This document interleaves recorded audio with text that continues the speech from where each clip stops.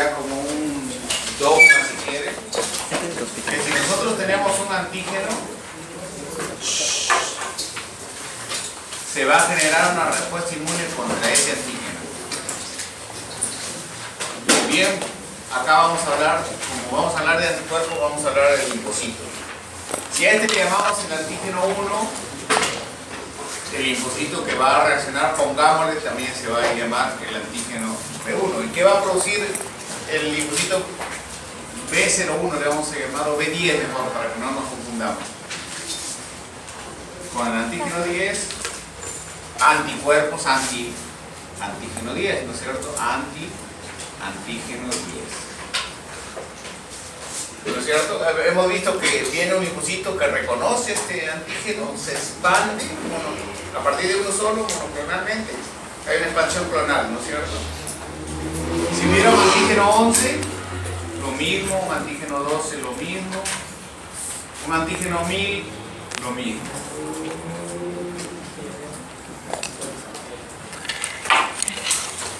Recordemos que el sistema inmunitario reconoce ¿qué? Formas. Eso es importante. Formas.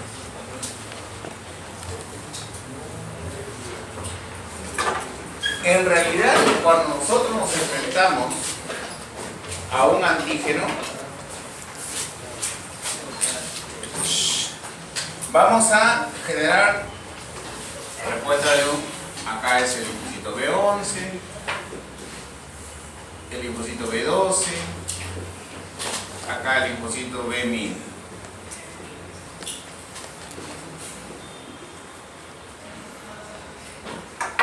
¿Y por qué hay una serie de linfocitos que se activan? Sería la pregunta. ¿Por qué?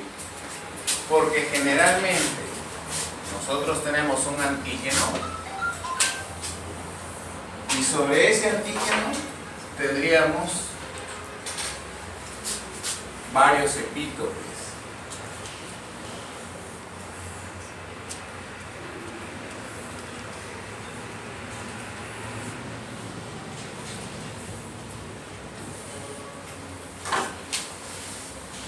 ¿Qué es un epítope? Es la parte del antígeno que es reconocido por el receptor de un linfocito de la inmunidad adaptativa, o un receptor T o un receptor B. En este caso, como el linfocito es reconocido por un PC. Vimos la primera clase, los 4 bases de la inmunología, el PRR, el MHC, el TCR y el BCR, ¿no es cierto? Entonces, habrá un linfocito que reconozca esto. Habrá otro linfocito que reconozca esto. Habrá otro que esto. Entonces, a partir de uno se expanden, ¿no es cierto? Esa suma de las respuestas monoclonales que se van sumando, el Perú, este, se llama entonces respuesta policlon. ¿Entendido? ¿Comprendido hasta ahí? ¿Hay alguna pregunta? Eso no quiero que entiendan. Ese concepto es básico. El VIH, por ejemplo, tiene GP160, GP120, GP41, P24, tiene varios antígenos, varios epítopes, y es un solo antígeno. O sea, hay un conjunto de linfocitos que reconocen varios epítopes y generan respuesta contra esos epítopes. ¿Comprendido? Entonces nosotros generamos, ¿qué generamos? Generalmente una respuesta policlonal, porque nuestros antígenos generalmente tienen varios epítopes. ¿Cuál es el antígeno que tiene un solo epítope? El apteno. El apteno solo tiene un epítope. No es complejo, es un solo epítope. Entonces, ¿cuál sería el monoclonal?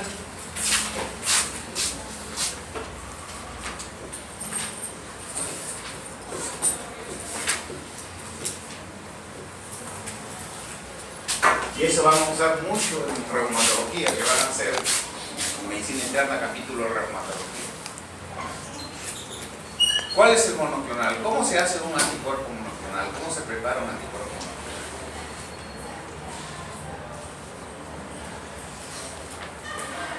monoclonal? ¿Lo han revisado los anticuerpos monoclonales en inmuno? Sí, ¿no es cierto? Entonces, a ver, recordemos. ¿Cómo recuerdas un monoclonal?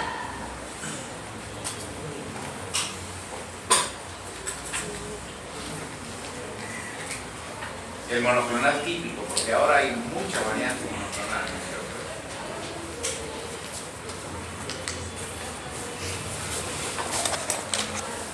Acá está el linfocito, acá está otro linfocito, acá está otro linfocito y acá está otro linfocito. 10, 11, 12, 1000. Acá es 1000. ¿Qué haces? Aíslas un solo linfocito. Un solo linfocito lo aíslas.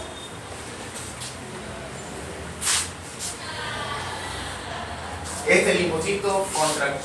¿Cuál es su especificidad de este linfocito?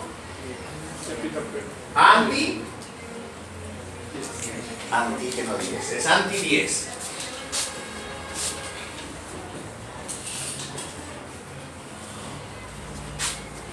¿No es cierto? ¿Lo tenemos que es este? Sí. Ese linfocito va a producir anticuerpos anti 10. ¿Y de eso me sirve de algo? Sí, porque es específico. Pero yo quiero algo más. Quiero tener una producción ilimitada de ese linfocito. Que nunca muera. Quiero que nunca muera. El linfocito se va a morir, ¿no es cierto? Porque tiene una vida limitada. Pero yo quiero que no muera. ¿Cómo hago para que no muera?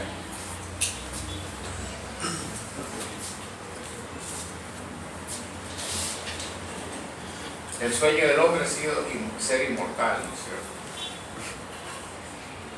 ¿Cómo hago para que no muera? ¿O cómo se hace para que no muera?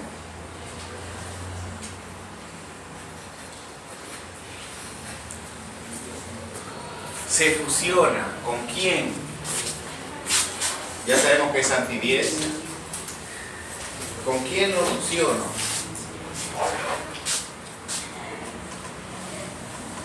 ¿Quién es una célula inmortal? No, la célula madre también va a morir. Una célula tumoral. Una célula tumoral. CT, linfocito B. ¿Qué hago? ¿Qué? Fusiones. Este tendrá un núcleo, ¿no es cierto? Y este tendrá también su núcleo. Se va a funcionar LB, el núcleo LB con el núcleo de CT. ¿Qué van a generar? Un núcleo nuevo, donde LB tiene la información de producir anticuerpos específicos y el CT, ¿qué me va a producir? Una línea celular inmortal.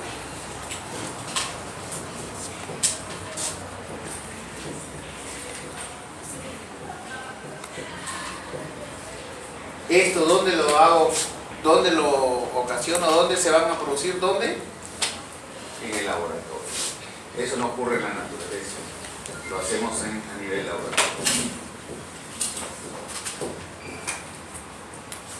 Entonces, la respuesta de anticuerpos policlonales es una respuesta natural, ¿no es cierto? ¿Y la de monoclonales?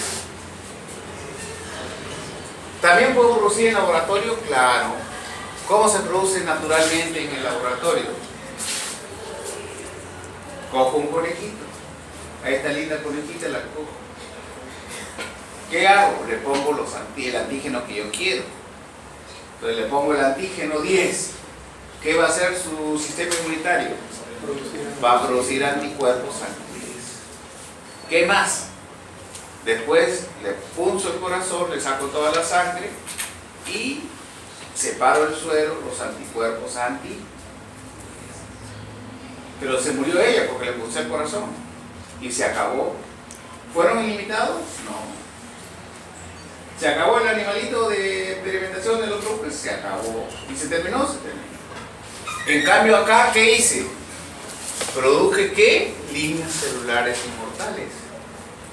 Pero no solamente es tumor, es un tumor con capacidad de producir anticuerpos, porque he fusionado un linfocito B con una célula tumoral. Al fusionar estos dos, logro que tengan las dos características, que sea inmortal y que me produzca anticuerpos específicos. ¿Cómo se llama ese procedimiento? Producción de anticuerpos mono. ¿Comprendido? ¿Preguntas? No les voy a enseñar todo el procedimiento que se hace porque no es clase de producción de anticuerpos monoclonales. Lo que quiero que se lleven la idea.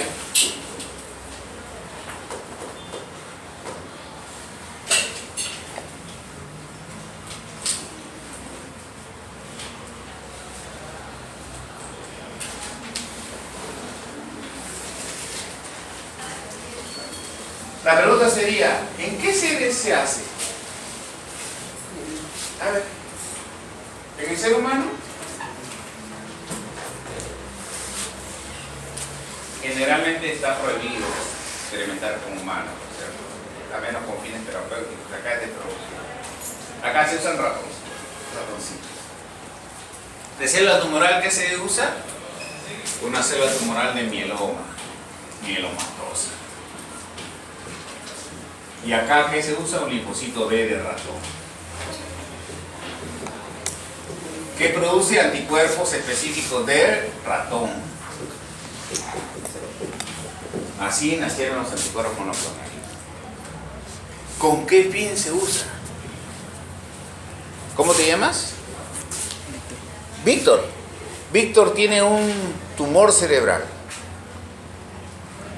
Y yo quiero producir anticuerpos contra los antígenos de ese tumor cerebral. Entonces voy a producir anticuerpos monoclonales contra los antígenos del tumor cerebral de Víctor. ¿Cómo se llama esa terapia?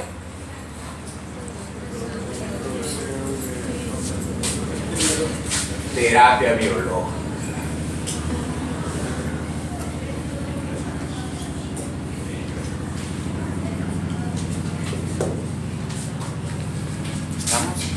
El señor tiene artritis reumatoide. ¿Cómo te llamas? Víctor, el otro Víctor. Mejor, ¿tú también te llamas Víctor? Sí, también. Ah, Brian, mejor vamos con Brian. Brian tiene artritis reumatoide severa. No responde a los fármacos usualmente utilizados. Hay que usar una terapia biológica. La inflamación, hemos visto factor de necrosis tumoral, ¿no es cierto? Un anticuerpo monoclonal contra la citocina inflamatoria, factor necrosis tumoral. También es terapia biológica. ¿Comprendido? Acá el señor,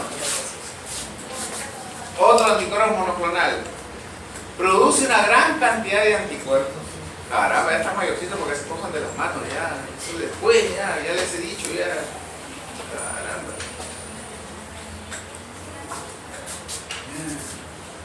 Cuando yo fui a México, 2 bigotones y un abrazadito de la mano, agarradito de la mano. Que Dios los bendiga.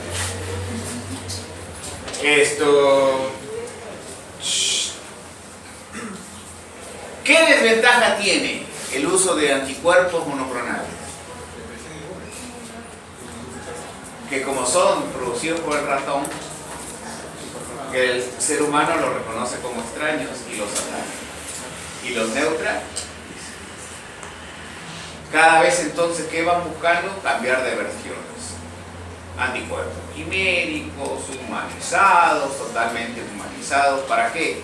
Para que cada vez el anticuerpo no sea reconocido como extraño por parte de nuestro sistema inmunitario. ¿Comprendido? Entonces, ¿qué hay? Monoclonales.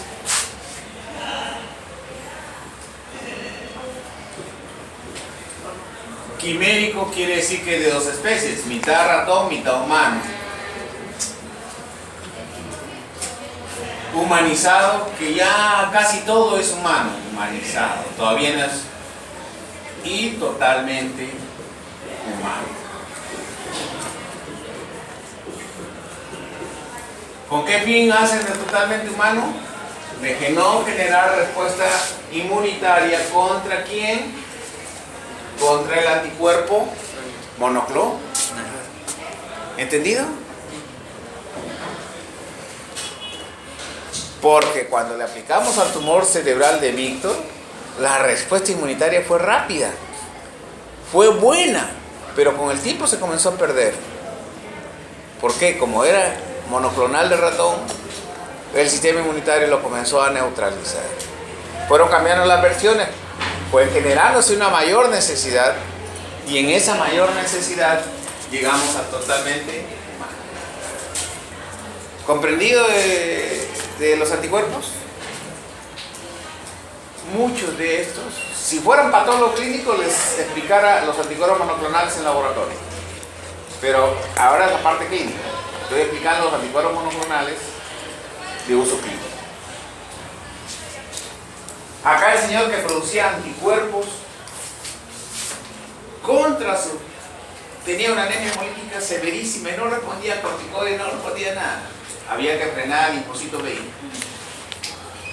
Un marcador del linfocito B es el CD20.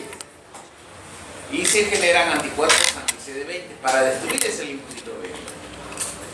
Y se destruye. Uno de esos fármacos se llama rituximab, anti-CD20.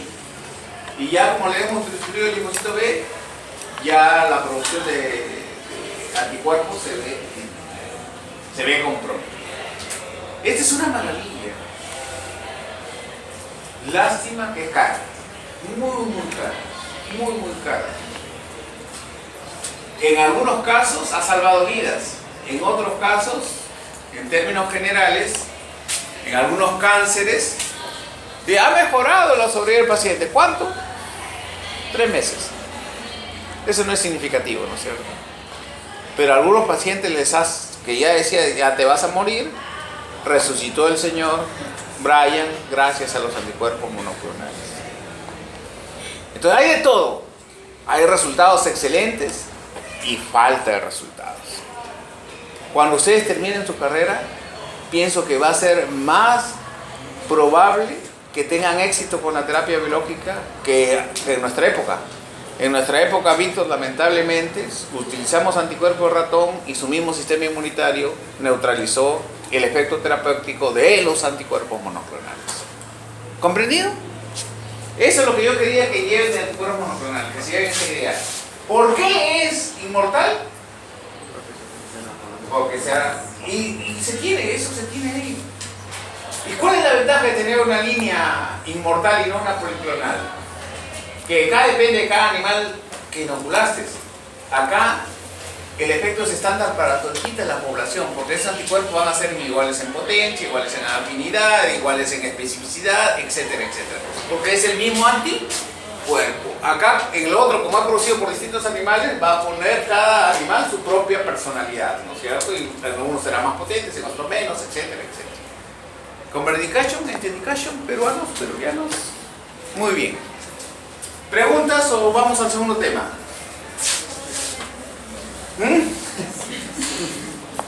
¿Qué dijo? Segundo tema.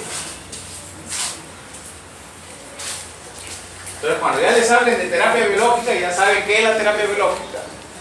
La terapia biológica básicamente es la administración de anticuerpos monoclonales, que ya pueden variar, ya saben que puede ser desde ratón hasta totalmente humano.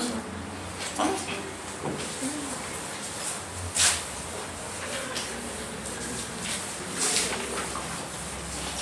Y todavía ahora fuera. Antes que me olvide. Recuerden que un anticuerpo tiene una parte FC, fracción cristalizable o fracción constante, y una parte AB, ¿no es cierto? Que se une al antígeno. B de building, ¿no es cierto? Antígeno, fracción. Fracción que se une al antígeno, ¿no es cierto? Está en quechua, ¿no es cierto?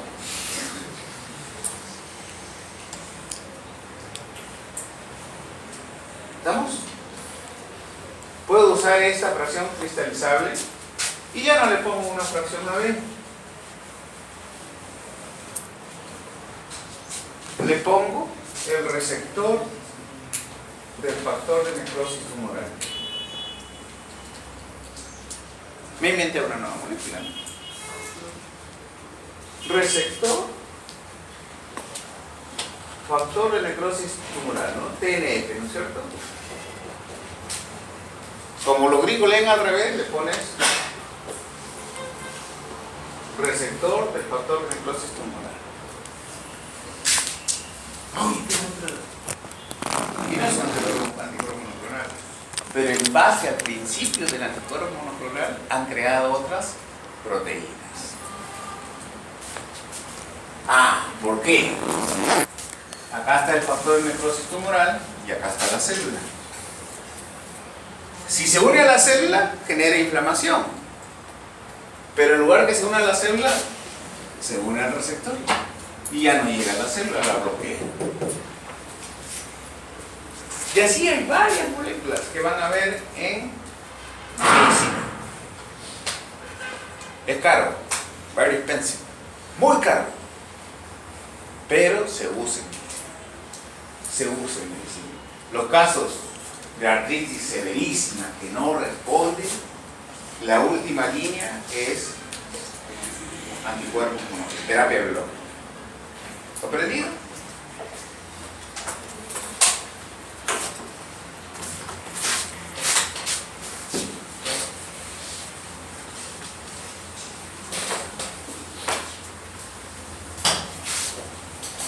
Naturalmente, ¿qué tenemos? ¿Respuesta monoclonal o policlonal? Policlonal. ¿Qué es la policlonal? La suma de respuestas monoclonales. Eso no lo olviden.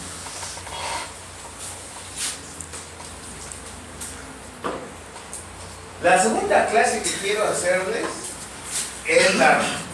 ¿Han hecho reacción en cadena polimerasa en el curso de patología clínica? ¿PCR han hecho en patología clínica? Sí. Recién van a hacerlo, ¿no es cierto? Está el doctor Domínguez, ¿no? ¿Quién es su profesor de patología clínica? Lozano. No lo conozco. Es el coordinador. Esta es la tercera clase.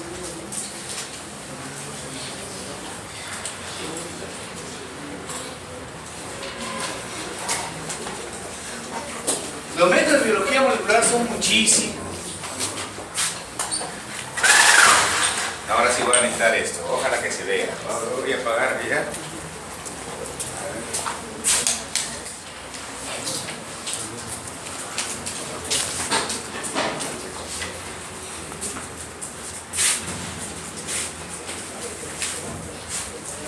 O prende la luz ahí, señor. Prende la luz ahí y apagamos estas dos primero de acá. Prende la luz de atrás para que no parezca cita de amor. Exacto.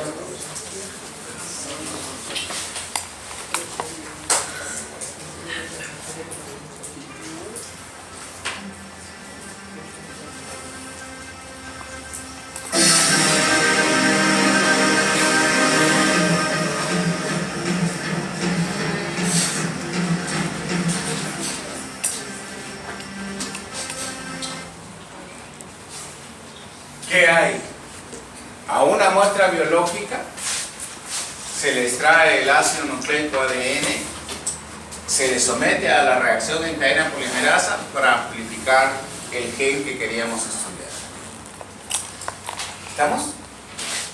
¿Qué es la biología molecular en este caso? Lo estamos aplicando solo a PCR. A la muestra, generalmente sanguínea, tumoral, una célula tumoral, etc. Puede ser sangre, etcétera, etcétera. Se le extrae el ácido nucleico, se le somete a una reacción en cadena polimerasa y después a este gen que se amplificó acá en este equipo, a este gen amplificado se le detecta. La pregunta es, ¿cuántas fases tiene el PCR? Vean ese gráfico, ahí está la respuesta. ¿Cuántas? ¿Cuántas? 4, no 3. Si este es el PCR, este es el pre-PCR y este es el post-PCR. Segunda pregunta, ¿el PCR se hace con ADN o con ARN?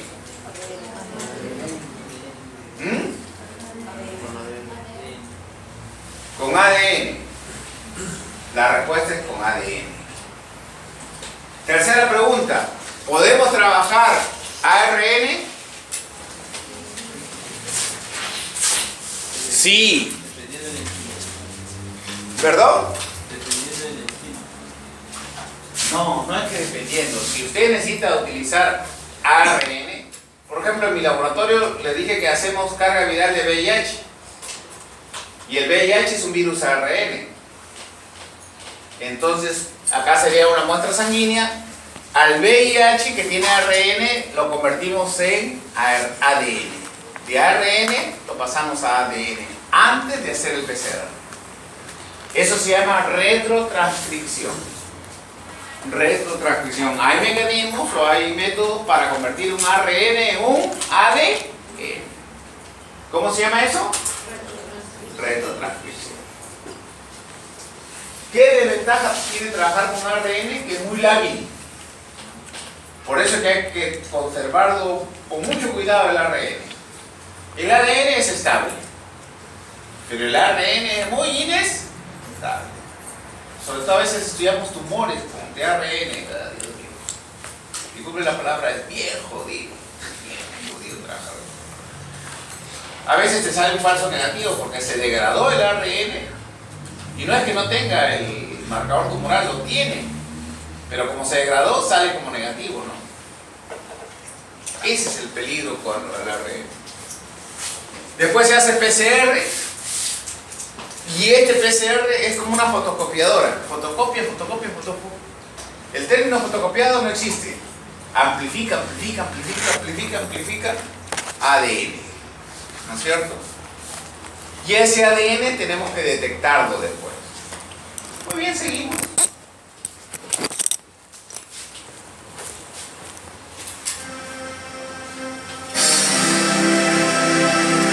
Esa es la foto del doctor Chunga, por si acaso.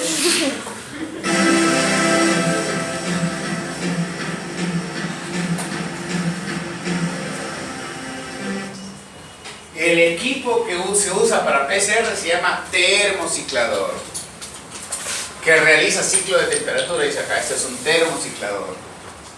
¿Qué es termo, señorita? ¿Usted tiene algún termo? A su izquierda, dice, ¿no? O a su derecha. O a su frente. ¿Qué es un termo? Una máquina que va a dar diferentes temperaturas. Eso es un termo. Y que hace ciclos. Y ahí viene su nombre. Ciclos en base a temperatura.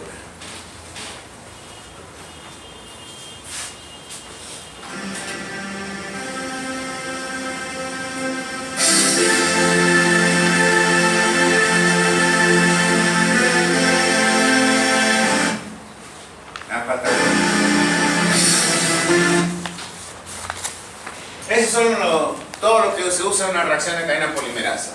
El ADN, el primer o cebador, los nucleótidos y la polimerasa.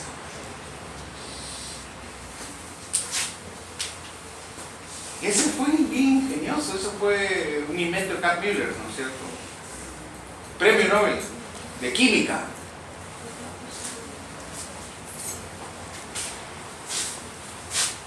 Señor, deje su celular. Y en un tubito de ensayo, en ese tubito de ensayo mezclan eso. En ese tubito de ensayo mezclan eso. Vamos a ver qué pasa.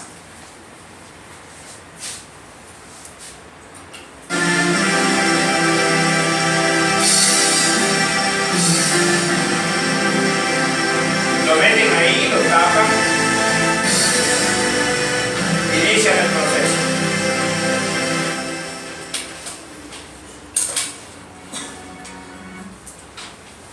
¿Cuál es la forma del ADN? ¿Cómo? ¿Cómo? Hable uno que no escucho. A ver usted. Doble hélice, escalera de caracol, ¿no es cierto? Doble hélice, escalera de caracol. Así no se puede hacer el PCR, entonces hay que denaturarlo. ¿Y qué consistirá la denaturación? Aplicamos temperatura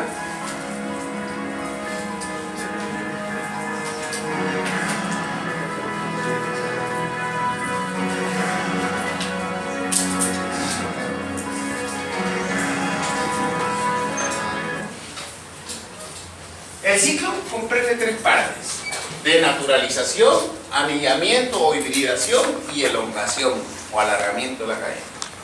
Ese es un ciclo, miren. Es todo el PCR. Denatura, anilla y elonga. Denatura con calor. Con solo la aplicación de calor, el ADN, que era doble hélice, se separó. ¿A cuántos grados se hizo? A 95 grados. ¿Qué más? Para que inicie el copiado de las cadenas,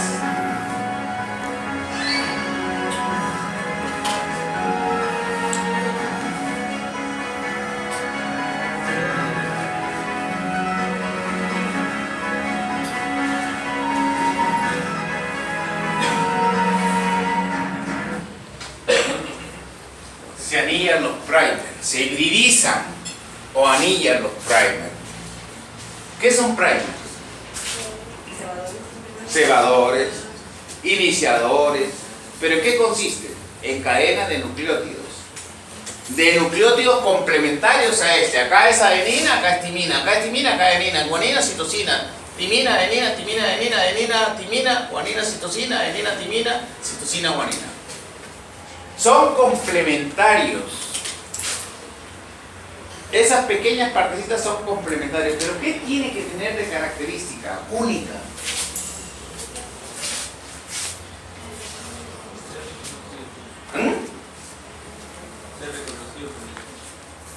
Tiene que ser complementario. Eso se llama complementario. Si no es reconocido, es que no es complementario. ¿Qué más?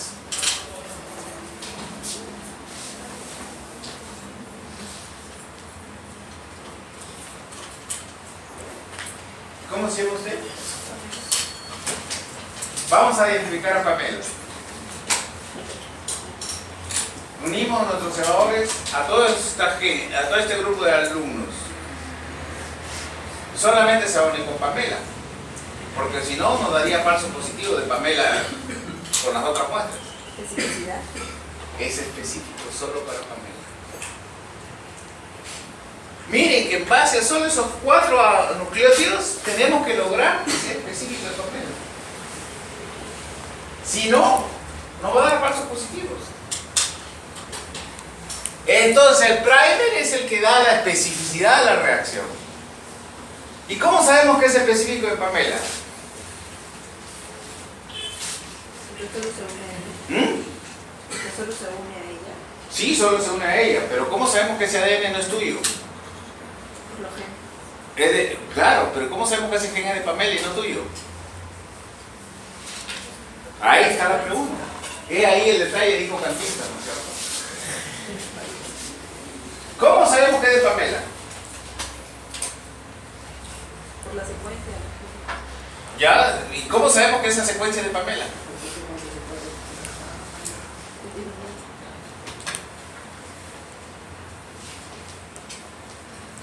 Esa secuencia solo es de Pamela, nada más. ¿Y cómo sabemos que es de Pamela? ¿Cómo que no es de los dos Víctor acá? Son seres humanos también, ¿no? Son estudiantes de la Ricardo Palma también. Son estudiantes de Medicina Interna 1. Tienen varias cosas en común. Podrían tener también el mismo gen. ¿Cómo sabemos que es solo de Pamela? ¿Cómo? ¿Pero qué marcador? Se tiene bibliotecas genómicas donde se estudió a cada uno de nosotros. Cada uno de nosotros fuera una bacteria, cada uno de nosotros es estudiado y se conoce su secuencia. Cada uno eso se llama GenBank, ¿no es cierto? Banco de genes. Donde solamente se busca una secuencia que sea exclusiva, Pamela. Porque ya conocemos la secuencia de Pamela y de todos nosotros. Sabemos que solamente esa secuencia es propia de Pamela. Y que no es de nadie más. ¿Por qué? Porque sabemos que, por eso tenemos que saber la especificidad del primer. ¿Entendido? A ver, muy bien. ¿Qué más hace?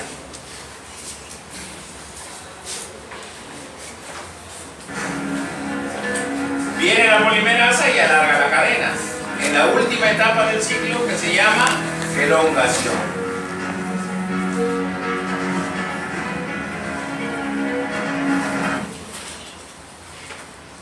Cuando amplifica para este lado, se da sentido.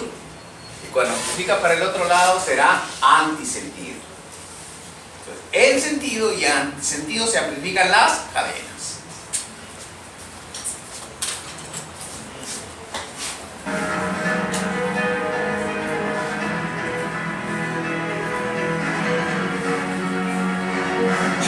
De ahí se repite, todo se va repitiendo.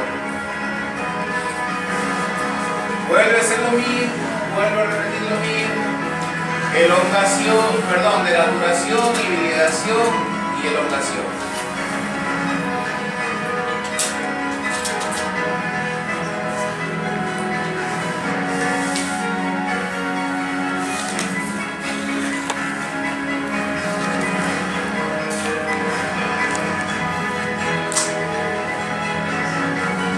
¿Cuántos ciclos se hacen PCR?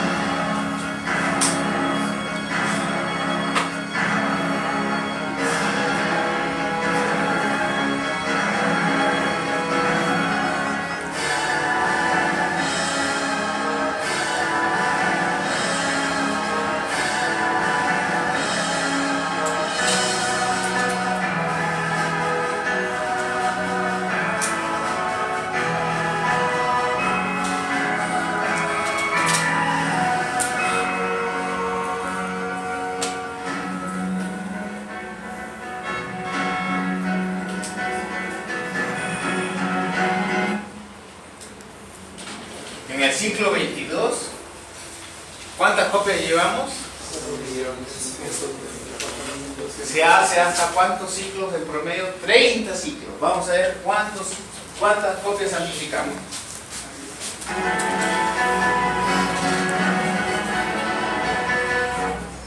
Más de 1.000 millones.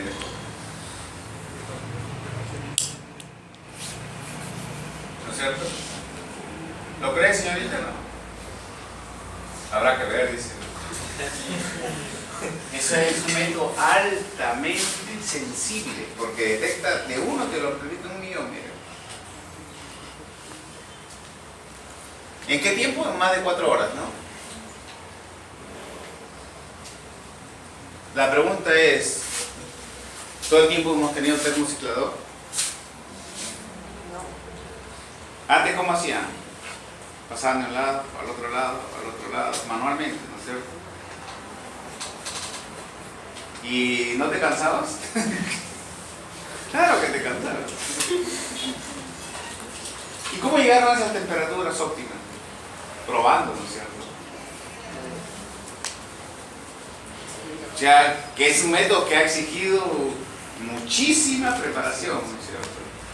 Por eso ganó el premio Nobel, ¿no es cierto? Cuán grande es el ser humano, ¿no es cierto? Para producir tantas cosas. Cuán más grande será el Señor, ¿no es cierto?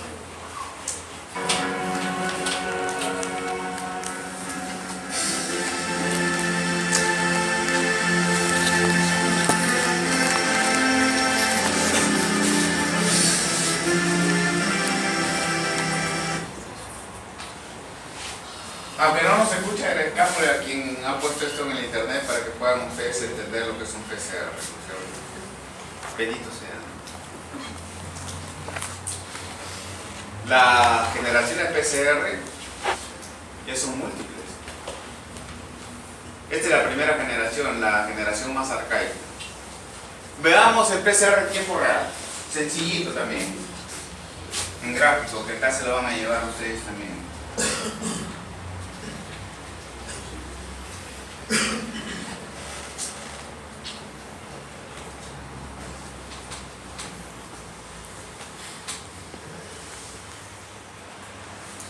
Acá hay una modificación. Lo unen con un primer por acá y le ponen una sonda Tagman por acá. Esta sonda Tagman tiene un verdecito y un negrito. 2 moléculas. Se llama riego quirúrgico la molécula. R de Reporter y Q de Quincher. RQ.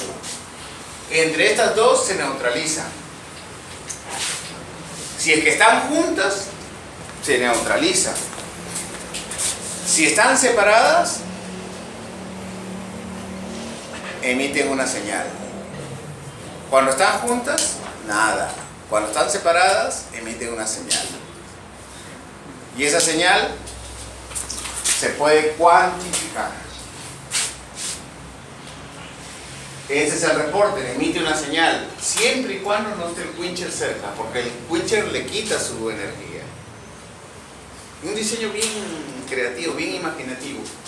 Eso se llama sonda Tachmann, T-A-Q-M-A-N, sonda Tachmann. Entonces vamos a ver. Esa es la variante del PCR segunda generación. Viene la polimerasa, destruye la sonda Tachmann. Y ahora sí, ya cuando se ha destruido esa sonda, libera y emite una fluorescencia. ¿Y esa fluorescencia se puede cuantificar? Sí, ¿no es cierto? Ya le dije, era esto nada más. Ahí emite fluorescencia. Y el equipo detecta las fluorescencias. Y es más sensible que el método primero, que el anterior.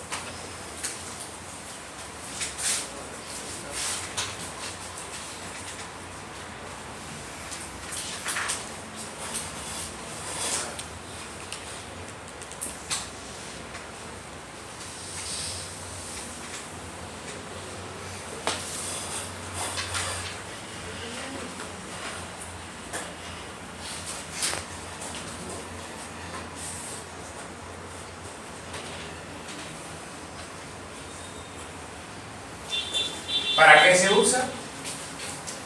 ¿Cuánto el virus tiene? ¿Se expresa un gen o no? Un gen tumoral, por ejemplo, el BCR-ABL.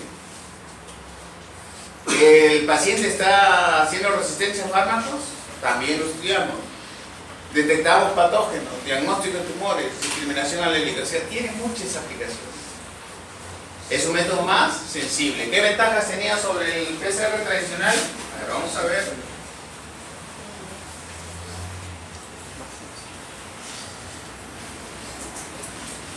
La otra, el primer método, lo detectamos al final. PCR en tiempo final, es cualitativo y de baja sensibilidad. Acá exponencial, cuantitativo y alta sensibilidad. ¿Comprendido? Todavía hay mucha más diferencia, pero si me paso explicando, no vamos a acabar la clase. Pero quiero que lleven ese. Y el tercer método es PCR. Señorita, deje su celular. Pues si va a tomar una foto, la clase va a quedar, ¿eh? Yo no me llevo mis clases, ¿sabes? Yo soy un convencido que deben de tener toda la información. Cada quien lo interpretará, lo hará. O me ven que mis clases me las guardo, yo solito. Yo lo tenía también del internet, ¿no? Buscando. Bueno.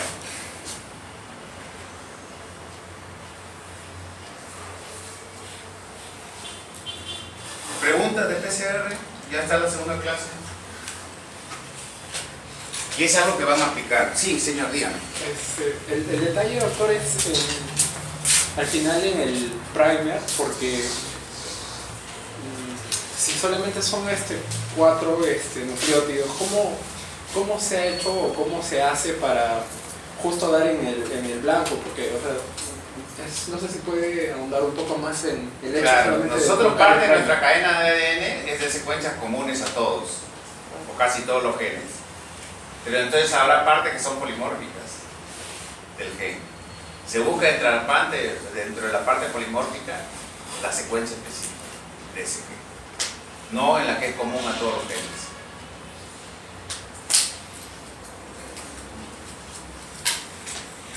Hay modelos matemáticos para determinar la especificidad. Sí. Pero no vaya a ser que usted detecte el gen de la hormona de crecimiento y sea el de la bacteria del vibrio cólera, ¿no? Porque ahí está lo maravilloso, ¿no? Que en base a 4 nucleótidos somos irrepetibles, ¿no? ¿Dónde está el irrepetible? Todos somos irrepetibles, ¿no es cierto? No hay en otra parte en el universo que sea un ser idéntico a nosotros. Ni los gemelos univitelinos son idénticos. Si uno tiene el lunar acá, el otro lo tiene acá. ¿Ves? Bien, la imagen es espejo. Pero no son totalmente idénticos. ¿Estamos? Pero le digo, ¿qué sería que en base a 4 nucleótidos somos totalmente únicos? Yo le llamo eso un milagro, ¿no? Si ustedes quieren, vean ese milagro. Si quieren, no, ¿alguna otra pregunta?